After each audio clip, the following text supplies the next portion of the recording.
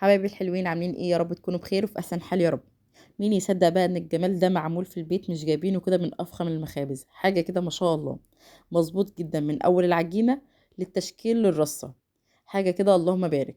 هنعمل النهارده كعب الغزال او المنين بطريقه سهله جدا وبسيطه وعجينه مظبوطه على الشعره. نسمي الله ونصلي على الرسول. لو لسه اول مره تتابعيني يا ريت ما تنسيش تعملي لايك واشتراك للقناه عشان يوصلك كل جديد، وتفعيل الجرس عشان يوصلك اشعار بكل فيديوهاتنا باذن الله. ونبدأ وصفتنا في الأول كده. أنا معايا هنا كوباية، فيها كوباية إلا ربع من المية الدافية. هضيف عليها معلقة صغيرة من الخميرة و3 معالق كبار من السكر. هقلبهم كده وادوبهم مع بعض. وده يعتبر برضو اختبار للخميرة لو انت مش متأكدة منها. تقدري تستخدمي طبعا الحليب بدل المية، بس احنا عملناها النهاردة بطريقة المخابز. نجهز المواد الجافة مع بعض. معايا هنا نص كيلو من الدقيق، هضيف عليه ذرة من الملح.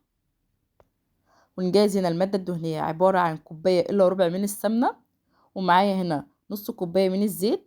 تقدري تستخدمي اي سمنة متوفرة عندك، سمنة بلدي، سمنة خليط، الموجود بالنسبة لك مفيش اي مشكلة. المهم اجمالي المادة الدهنية تكون كوباية، ممكن تبقى نص زيت ونص سمنة برضو عادي مفيش اي مشكلة. طبعا تقدري تعجني على ايدك او لو متوفر عجان سهل جدا. العجينة بتاعتنا سهلة جدا وبسيطة وما تاخدش منك وقت ولا مجهود. في الوقت ده انا بس الدقيق مع المادة الدهنية لغاية ما اغلف كل الدقيق كله بالمادة الدهنية بتاعتي. في الوقت ده كانت الخميرة بتاعتي خلاص جاهزة معايا، هنزل بيها وابدأ اعجن. لو احتجتي اي سوائل زيادة عن اللي احنا ضفناه ممكن تضيفي معلقة. اهم حاجة معلقة من المية. اهم حاجة توصلي لكده العجينة تكون طرية وتكون ناعمة بالشكل ده. تيجي تفرديها تتفرد معاكي بس بتتقطع مش بتمط، وده اللي احنا محتاجينه والمطلوب مننا. في الوقت ده انا هسيب العجينة بتاعتي ترتاح، هغطيها كده واسيبها على جنب ترتاح لغاية ما نجهز الحشوة بتاعتنا. وكده كده هي مش هتخمر قوي لان المادة بتاعتنا المادة الدهنية اللي احنا ضايفينها كتير. في الوقت ده بقى هنجهز مع بعض الحشوة بتاعتنا. نجيب العجوة، معايا كده حوالي نص كيلو من العجوة. هضيف عليه معلقة من السمنة. هحاول كده بقى ايه امسك العجوة بايدي مع السمنة كده بحيث ان انا ادخل السمنة مع العجوة عشان اما اجي ادخل العجوة بتاعتي الفرن ما تنشفش معايا. الين كده العجوة بين ايديا. في الوقت ده كده خلاص العجوة بتاعتي جاهزة. انا جبت كده ايه كيس من التلاجة، كيس تلاجة كده فتحتها. وهفرد كده العجوة بين كيسين. انا محتاجة اعمل كده العجوة بتكون بشكل مستطيل وتكون بسمك رفيع.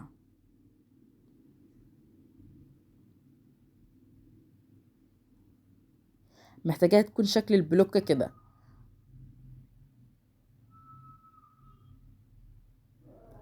اهم حاجة السمك بتاعها ما يكونش سميك قوي. ده السمك اللي انا محتاجة اوصله. وبكده العجوة بتاعتنا والحشوة بتاعتنا جاهزة. في الوقت ده انا هركنها على جنب واجيب العجينة بتاعتي بعد ما ارتاحت. هاخد كده ايه هقسمها على جزئين.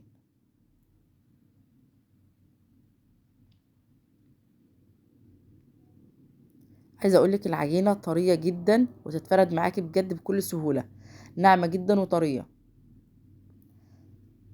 هفرد برضو العجينة بحيث انها تكون شكل مستطيل، بحيث ان انا لما اجي احط عليها العجوة تكون الاتنين قد بعض.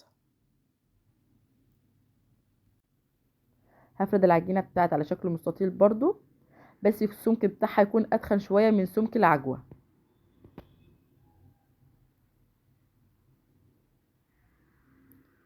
ده السمك اللي انا المفروض اوصل له زي ما انت شايفة معايا كده في الفيديو. ما يكونش رفيع قوي ومش سميك زيادة عن اللزوم. في الوقت ده انا هجيب العجوة بتاعتي، هضيفها بقى على العجينة.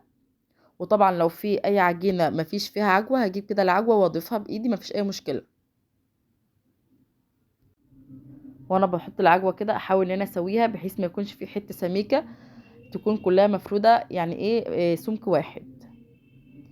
وعشان اتاكد من كده هجيب برضو النشابة بتاعتي وافردها كده بحيث ان انا ايه البلوك بتاعي يكون كله سوا بعضه، ما يكونش في حتة سميكة وحتة ايه رفيعة.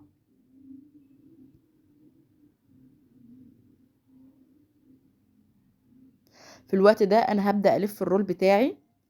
وانت بتلفي ابدأي لف كده واحدة واحدة ولف كده ايه على الضيق لجوه، ما يكونش فيها اي فراغات.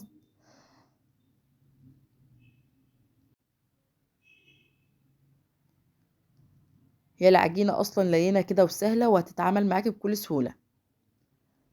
اهم حاجة وانت بتفردي وبتلفي ظبطي كده الرول بتاعك، ولو في حتة سميكة ابدأي روليه كده شوية بحيث يديكي كده شكل مستطيل مظبوط. في الوقت ده انا هبدأ اقطعها. بجد الشكل بيتكلم عن نفسه. اللفة مظبوطة والطبقات العجوة مع العجينة شكلها بجد خطير. في الوقت ده انا ضفت طبعا لو انت مش عايزة تضيفي اي سمسم مفيش مشكلة تقدري تسيبيها.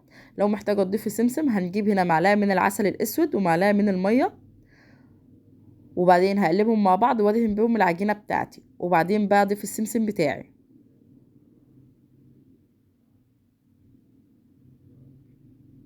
وتبدأي تقطعيها.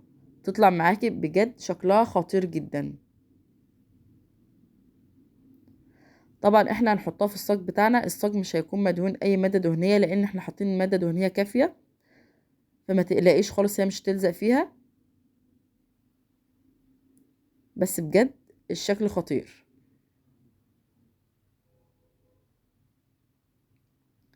سهلة جدا وبسيطة ومتأكدة ان شاء الله انها تعجبكم، ومتأكدة ان انت هتقومي تجربيها على طول.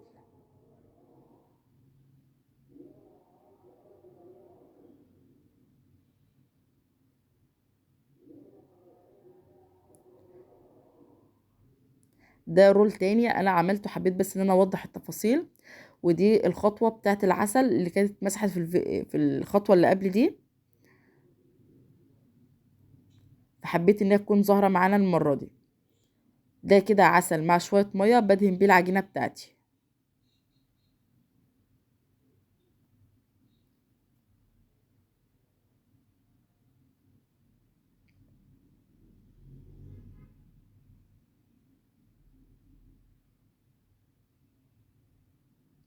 بعد كده هخلص بقى وارصه في الصاج بتاعي.